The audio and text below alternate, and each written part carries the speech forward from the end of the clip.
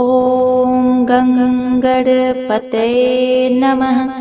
ओम नमः शिवाय। हर हर महादेव। हे भोलेनाथ, हे विष्णु भगवान, गौरी गणेश भगवान, आप सभी को कोटि कोटि नमन। जो भक्तगण इस कथा को सुन रहे हैं, सुना रहे हैं और हुंकारा भर रहे हैं, उन्हें सुख समृद्धि, पुत्र तथा अखंड सौभाग्य देना। प्रिय भक्तगणों, आज 50 साल बाद सोमवती अमावस्या के दिन इंद्र योग जैसे शुभ संयोग बन रहे हैं। ऐसे में इस अमावस्या के दिन स्नान दान करने से अक्षय पुण्य फल की प्राप्ति होती है।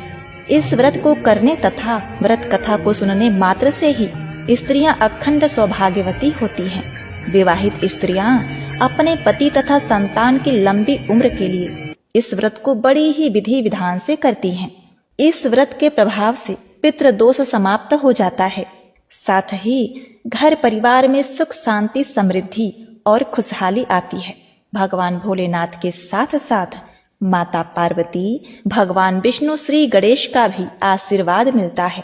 तो आज मैं सुना रही हूँ अखंड सुहाग तथा धन पुत्र देने वाली सोमवती अमावस्या की बड़ी ही दुर्लभ संपूर्ण व्रत कथा, जिसे आप सभी भक्तगण बड़ी श्रद्धा तथा प्रसन्न चित मन से पूरा अवश्य सुनिएगा। इस व्रत कथा को सुने बिना सोमवती अमावस्या व्रत अधूरा माना जाता है। तो प्रेम से बोलिए शिव शंकर भगवान की जय। तो प्रिय भक्तगणों, कमेंट में ओम नमः शिवाय लिख कर मन में शिव पार्वती जी का ध्यान करते हुए कथा का रसपान करें। एक समय की बात है, मृत्यु सैया पर लेटे हुए भीष्म पितामह के समीप जाकर उन्हें प्रणाम करके महाराज युधिष्ठिर ने बड़े दुखी होकर कहा, हे पितामह, युद्ध भूमि में पापी दुर्योधन ने हमारा कुल नाश कर दिया। हमारे इस पृथ्वी पर बालक और वृद्ध के सिवाय कोई राजा नहीं बचा। हमारी कुलवधू उत्तरा के गर्भ पर भी अश्वत्थामा ने अस्त्र से वार करके मेरे कुल दीपक का अंत कर दिया। अब अपने वंश में कोई पिंडदान देने वाला नहीं है। इस वंश में केवल हम 5 भाई ही शेष हैं। यह देखकर मुझे बड़ा ही दुख हो रहा है। मेरे दुख का कोई अंत नहीं है। मुझे बतलाइए कि अब मैं क्या करूं, कहाँ जाऊं। आप कोई उपाय मुझे शीघ्र ही बतलाइए, जिससे हमें चिरंजीवी संतान प्राप्त हो सके तथा स्त्रियों को विधवा होने का भय न रहे। भीष्म पितामह ने कहा, हे राजन सुनो, मैं सब व्रतों में उत्तम व्रत कहता हूँ, जिसे करने से चिरंजीवी संतान की प्राप्ति होती है तथा स्त्रियां अखंड सौभाग्यवती होती हैं। हे पार्थ, जिस सोमवार को अमावस्या हो उस दिन पीपल के तले जाकर जनार्दन की पूजा करें और पीपल की 108 बार परिक्रमा करें। हे राजन, यह महाव्रत अति शुभ फल देने वाला और विष्णु तथा भगवान शिव को प्रसन्न करने वाला है। अतः मृत्यु लोक में जिसने इस व्रत को किया वह कथा सुनो। अमरावतीपुरी में पराक्रमी राजा रत्नसेन राज करते थे। उन्हीं के राज्य में देवस्वामी नाम का एक ब्राह्मण रहता था। उस ब्राह्मण की अति सुंदर धनवती नाम की पत्नी थी। धनवती अपने नाम के अनुसार ही दूसरी लक्ष्मी के समान थी। उस पत्नी से देवस्वामी के 7 बड़े ही गुणी पुत्र एवं एक गुणवती नाम की एक कन्या हुई। उन 7 पुत्रों का विवाह हो गया था। गुणवती कन्या अपने अनुरूप पति चाहती थी। इसी बीच एक ब्राह्मण एक दिन उसके घर भिक्षा लेने के लिए आया। वह अपने ब्रह्म तेज से मूर्तिमान अग्नि के समान तेजस्वी था। उस भिक्षुक ब्राह्मण ने द्वार पर आकर आशीर्वाद प्रदान किया। उसकी मधुर वाणी सुनकर देवस्वामी के 7 पुत्र बधुएं बड़े प्रसन्न भाव से अलग अलग भिक्षा लेकर आईं और उन्होंने पृथक पृथक भिक्षा उस ब्राह्मण को दिया। भिक्षा के बदले उस भिक्षुक ने उन स्त्रियों को सदा सौभाग्यवती भव यह कहकर आशीर्वाद दिया। अब धनवती अपनी कन्या गुणवती को भी भिक्षा देने के लिए भेजी। गुणवती ने आकर उस साधु को भिक्षा दिया तो उस साधु ने गुणवती को आशीर्वाद देते हुए कहा, हे शुभे, तुम धनवती हो। आशीर्वाद सुनकर गुणवती अपने माता के पास गई और कहा, माताजी, भिक्षुक ने मुझे धनवती होने का आशीर्वाद दिया है। इस पर गुणवती की माता अपनी पुत्री गुणवती को साथ लेकर उस भिक्षुक उस साधु के पास गई और गुणवती से उस भिक्षुक को फिर से प्रणाम करवाया। भिक्षुक ने फिर गुणवती को यही आशीर्वाद दिया जो पहले दिया था। तब उसकी माता धनवती बड़े ही चिंतित होकर बोली, हे भगवान, हे ब्राह्मण देव, कि आपने मेरे पुत्र वधुओं को सदा सौभाग्यवती रहने का वरदान दिया तथा मेरी गुणवती कन्या को आपने विपरीत वरदान क्यों दिया? आपने इसे सदा सौभाग्यवती होने का वरदान क्यों नहीं दिया? इसका क्या कारण है? आप मुझे बताइए, मुझको बड़ा ही संदेह हो रहा है। तब भिक्षुक ने कहा, हे धनवती, तुम धन्य हो और जगत में विख्यात चरित्रवती हो। देखो, गुणवती को मैंने जो आशीर्वाद दिया है सो उसके योग्य है, क्योंकि तेरी कन्या का विवाह होते ही वह वैधव्य को प्राप्त होगी, यह विधवा हो जाएगी। इससे इसको सदा धर्माचरण करना पड़ेगा, इसी से मैंने इसे यही वरदान दिया है। यह कथन सुनकर धनवती को बड़ा ही चिंता हुई। उसने उसे पुनः प्रणाम करके प्रार्थना की, हे ब्राह्मण देव, आप इसका उपाय भी अवश्य जानते होंगे, सो दयानिधि मुझे दया करके कोई उपाय बताइए। मैं अपने पुत्री को विधवा होते हुए नहीं देख सकती। आप कोई ऐसा महा उपाय बताइए जिसको करने से मेरी पुत्री वैधव्य दोष से दूर हो जाए। तब भिक्षुक ब्राह्मण ने कहा, जब कभी तेरे घर में सोमा आवे तब तुम्हें उस सोमा का विधि पूर्वक पूजन करने से ही तुम्हारे इस पुत्री का वैधव्य दोष दूर हो जाएगा। धनवती ने कहा, हे ब्राह्मण, सोमा कौन है और कौन जाति की है और वह कहाँ रहती है और क्यों उसके आने मात्र से ही वैधव्य दोष नष्ट हो जाता है? आप बतलाने में देरी ना करें। यह सुनकर ब्राह्मण ने कहा, अच्छा सुनो, सोमा जाति की धोबिन है और सिंघल द्वीप निवासिनी है। वह यदि तेरे घर में आएगी तो वैधव्य दोष भंग हो जाएगा। इतना कहकर वह ब्राह्मण किसी अन्य घर में भिक्षा लेने के लिए चला गया। तब धनवती ने अपने पुत्रों से कहा, हे पुत्रों, तुम्हारे घर सोमा के आने मात्र से ही तुम्हारी बहन का वैधव्य दोष दूर हो जाएगा। सो जिसको पिता की भक्ति तथा माता के वचन का ध्यान हो वह अपने बहन को साथ लेकर सोमा को लाने के लिए जाए। पुत्रों ने कहा, हे माता, तुम्हारे अंतर मन के भावों को हमने जान लिया है। तुम्हारा हृदय पुत्री के स्नेहवश व्याकुल है। यही कारण है कि तुम पुत्रों को सोमा को लेने के लिए दुर्गम स्थान में भेज रही हो, अतः हम वहां जाने में असमर्थ हैं। प्रिय भक्तगणों, इसके बाद उन पुत्रों के पिता देवस्वामी ने कहा, मैं 7 पुत्रों का पिता होकर भी निपुता हूँ। अच्छा, कोई मत जाओ, मैं स्वयं सिंघल द्वीप जाऊंगा और पुत्री का वैधव्य नाश करने के लिए सोमा को जैसे बनेगा लाऊंगा।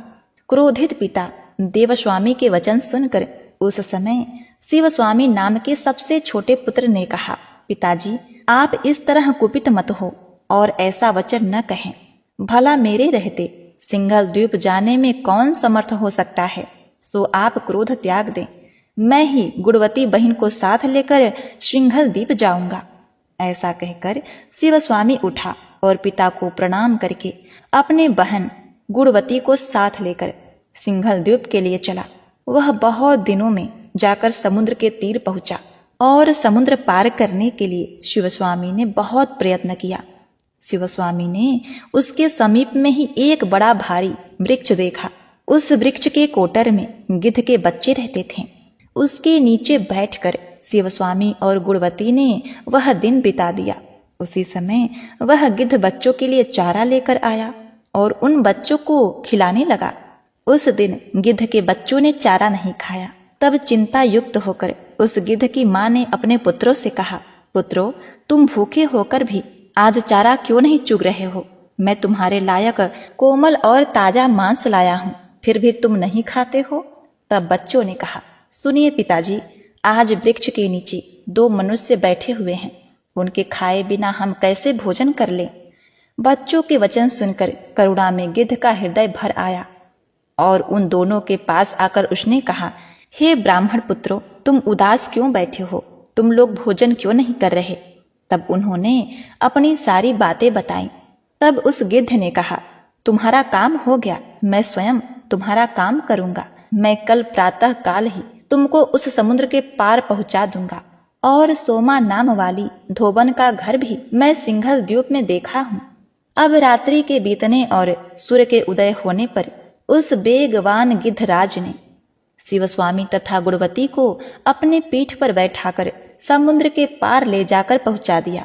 वे दोनों स्विंघल द्वीप में जाकर सोमा धोबन के घर के समीप ही टिक गए। तब से वे दोनों नित्य प्रति प्रातः काल के समय सोमा के आंगन को झाड़ बुहार कर लीपने लगे। इस प्रकार प्रतिदिन बुहारी लगाते और लिपते पोतते। ऐसे ही 1 वर्ष बीत गया। एक दिन सोमा ने अपनी पतोहू तथा पुत्रों को बुलाकर पूछा, यहाँ आंगन में बुहारी कौन दे जाता है और कौन लीप जाता है, यह मुझको बताओ। तब वे बोले, हमने तो कभी भी झाड़ू नहीं लगाया, कभी भी नहीं लीपा है। यह सुनकर सोमा को बड़ा ही आश्चर्य हुआ। इस बात को जानने के लिए एक दिन सोमा ने प्रातः काल के समय ब्राह्मण की पुत्री को आंगन में झाड़ू लगाते हुए देखा और उसी दिन उसके भाई को आंगन में गोबर से लीपते हुए देखा। तब सोमा धोबन ने तुरंत ही गुणवती का हाथ पकड़ लिया और पूछा, तुम कौन हो? क्यों नित्य प्रति आकर हमारे घर में झाड़ू बुहारू करती हो, हमारी चाकरी करती हो? उन्होंने उत्तर दिया कि हम दोनों ब्राह्मण हैं। तब सोमा ने कहा, हाय हाय, तुमने मुझे भस्म कर दिया। तुम दोनों ब्राह्मण होकर भी मेरे घर में झाड़ू लगाते और लीपते हो। हाय, मैं इस पाप से कौन सी गति पाऊंगी? तुम ब्राह्मण होकर मेरे घर में झाड़ू लगाते हो, यह नीति विरुद्ध काम तुम क्यों करते हो? शिवस्वामी ने कहा, यह मेरी गुणवती नाम की अभागन बहन है। इसके भाग्य में लिखा है कि इसके फेरे पड़ते ही यह विधवा हो जाएगी और आप जब हमारे साथ हमारे घर जाएंगी और अपने मांग का सिंदूर हमारी बहन के मांग में लगाएंगी तथा अपना पूजन करवाएंगी, तब हमारी बहन का वैधव्य दोष नष्ट हो जाएगा। इसीलिए मैं अपनी बहन को लेकर तुम्हारी सेवा किया करता हूँ। सोमा ने कहा, बस अब तुम आज से यह काम मत करो। तुम्हारी आज्ञा से जहां तुम कहोगे वहां मैं चलूंगी, तुम्हारी आज्ञा पालन करूंगी। ऐसा कह घर में जाकर सती सोमा ने पतोहू से कहा, मैं यहाँ से इनके साथ जा रही हूँ। आज से यदि मेरे घर का कोई भी सदस्य मरे तो तुम उसके शरीर की रक्षा करना। जब तक मैं न आऊं तब तक किसी के कहने से भी अग्नि में नहीं जलाना। उसकी पुत्र वधुओं ने अपनी सास की बात को सुनकर हामी भर दी और सोमा वहां से चलकर महासागर के पास आई और उसने क्षण भर में उन दोनों को समुद्र के पार पहुंचा दिया। तदवंतर वह स्वयं आकाश मार्ग से उड़कर क्षण भर में ही समुद्र को पार कर गई। तब वे तीनों अपने नगर अमरावतीपुरी में आ गए। धनवती ने सोमा को आया हुआ देखकर प्रसन्न मन से उसकी पूजा की। इसी बीच में शिवस्वामी भी देशांतर से अपने बहन के वर पाने की इच्छा से उज्जैनी नामक नगरी में चला गया। वहां से एक ब्राह्मण के पुत्र रुद्र शर्मा को, जो कि बड़ा ही गुणी था, उसे अपनी बहन गुणवती के वर के हेतु लाया। तब उस सोमा धोबन के समक्ष गुणवती का रुद्र शर्मा के साथ विवाह होने लगा और विवाह मंत्रों से अग्नि में हवन किया जाने लगा। जैसे ही 7वां फेरा पड़ने वाला था, वैसे ही गुणवती का पति रुद्र शर्मा मर गया। यह दशा देखकर घर के सभी लोग रोने लगे और उन लोगों के रुदन से बड़ा ही कोलाहल मच गया। तत्काल सोमा धोबन ने गुणवती के लिए अपने द्वारा किए गए सोमवती व्रत के सभी पुण्य फलों को संकल्प लेकर उन्हें दे दिया। उस व्रत राज के प्रभाव से रुद्र शर्मा तुरंत ही जीवित हो उठा। इस प्रकार सोमा धोबिन ने उस विवाह कार्य को समाप्त कर तथा व्रत का उपदेश देकर उसने धनवती से आज्ञा मांगी। इस प्रकार सोना धोबिन मरे हुए उस ब्राह्मण को जिलाकर बहुत ही प्रसन्नता पूर्वक अपने घर को लौट गई। इसी बीच सोमा के घर में पहले तो उसके पुत्र मरे, बाद में उसका पति भी मर गया और उसके पश्चात उसका दामाद भी स्वर्ग सिधार गया। सोमा के आने के बाद ही सोमवार युक्त अमावस्या तिथि आ पहुंची, जो मृत संजीवनी तिथि कहलाती है। इसी समय सोमा ने कहीं जल के समीप एक वृद्ध स्त्री को देखा, जो वृद्ध स्त्री रुई के बोझ से दबी जा रही थी और बड़ी दुखी होकर बुरी तरह से रो रही थी। उस वृद्ध ने सोमा को देखकर कहा, बेटी, मेरे सिर पर से रुई का भार उतार दो। मैं इसके बोझ से दबी जा रही हूँ और इसी से रोती हूँ। सोमा ने कहा, हे बूढ़ी माँ, आज तो अमावस्या तिथि है, दूसरे सोमवार भी है, इसीलिए आज के दिन मैं रुई नहीं उठाऊंगी। मेरा आज के दिन का नियम है। अब उसी जगह एक मूली का बोझ लिए जाती हुई अन्य स्त्री को भी सोमा ने देखा। सोमा को देखकर वह मूली वाली ने भी कहा, मैं इसके बोझ से दबी जा रही हूँ, तुम मेरा बोझ उतार दो और तनिक देर मेरे पास खड़ी हो जाओ, मैं भी तुम्हारे संग चलूंगी। सोमा ने कहा, क्या तुमको नहीं मालूम कि आज सोमवती अमावस्या का दिन है? सो मैं आज के दिन मूली और तूल का कभी स्पर्श नहीं करती हूँ। इसके बाद पीपल के वृक्ष के नीचे पहुंचकर सोमा ने नदी में स्नान करके हाथ में सरकरा लेकर भगवान विष्णु का पूजन किया। भगवान भोलेनाथ का मन ही मन ध्यान किया। तब उस बड़ी भागिनी ने 108 बार पीपल वृक्ष की प्रदक्षिणा की। जब उसने सरकरा हाथ में लेकर 108 बार प्रदक्षिणा की, तभी उसके जामाता, पति तथा पुत्र सब जीवित हो उठे और वह नगर शोभा से पूर्ण हो गया और उसका घर भी धन धान से भर गया।